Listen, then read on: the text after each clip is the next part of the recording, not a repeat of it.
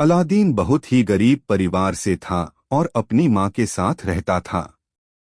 उसकी जिंदगी में कोई खास उद्देश्य नहीं था और वह दिन रात बस भटकता रहता था। एक दिन एक जादूगर शहर में आया जिसने खुद को अलादीन का चाचा बताया। यह जादूगर वास्तव में एक धोखेबाज था जो केवल अपने स्वार्थ के लिए अलादीन का उपयोग करना चाहता था। उसने अलादीन को यकीन दिलाया कि वह उसका चाचा है और उसे अमीर बनाने के लिए एक खास गुफा में ले जाएगा। जादूगर अलादीन को लेकर एक रहस्यमयी गुफा के पास पहुंचा और उससे कहा कि इस गुफा में एक जादुई चिराग छिपा हुआ है।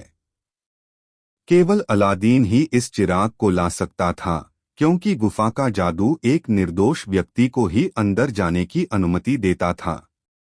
अलादीन को जादूगर पर भरोसा हो गया और वह गुफा में जाने के लिए तैयार हो गया।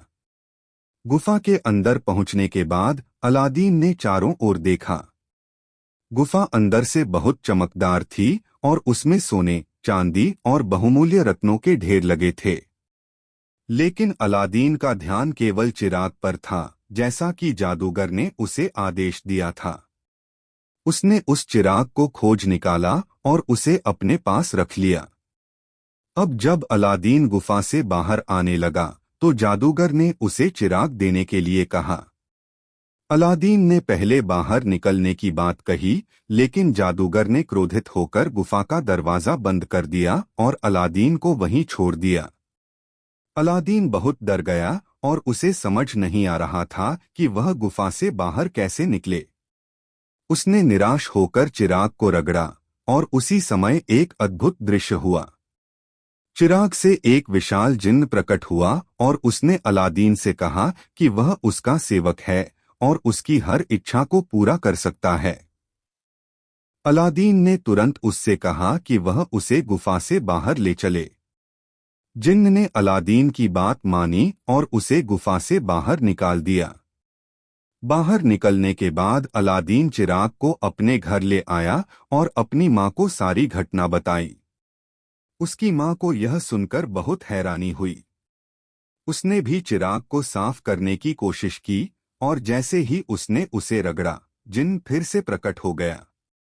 इस बार जिन्न ने अलादीन और उसकी माँ के लिए एक शानदार महल तैयार कर दिया और वे एक समृद्ध जीवन जीने लगे।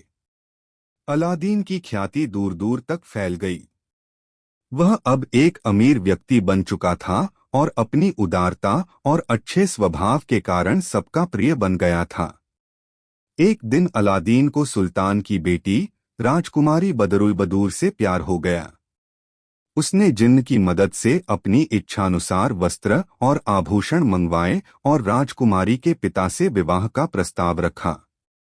सुल्तान ने अलादीन की दौलत और शक्ति को देखकर यह प्रस्ताव स्वीकार कर लिया और अलादीन और राजकुमारी की शादी धूमधाम से हुई। अलादीन और राजकुमारी का जीवन सुखमय था, लेकिन जादूगर को यह सब बर्दाश्त नहीं हुआ। उसने सोचा कि अलादीन के पास चिराग है, जिससे वह इतना शक्तिशाली बन गया है। उसने एक योजना बनाई और अपने आप को एक गरीब बूढ़ा बताकर अलादीन के महल में घुसने की कोशिश की। जादूगर ने चालाकी से पुराने चिराग के बदले नए चिराग देने की घोषणा की और एक नौकरानी उसकी बातों में आकर अलादीन का जादुई चिराग उसे दे बैठी। जादूगर ने चिराग मिलते ही जिन्न को बुलाया और उसे आदेश दिया कि वह अलादीन का महल और सारी संपत्ति उठा ले और उसे दूर किसी रेगिस्तान में ले जाकर रख दे। जिन्न ने आदेश का पालन किया और देखते ही देखते अलादीन का महल और उसकी सभी वस्तुएं गायब हो गईं।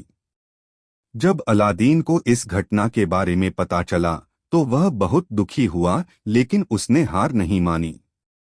उसने अपनी बुद्धिमानी और साहस के बल पर चिराग को वापस पाने की योजना बनाई। वह जादूगर के पास गया और अपनी चालाकी से उसे मात दे दी। अंततः उसने चिराग को फिर से हासिल किया और जिन्न की मदद से अपने महल और राजकुमारी को वापस पाया।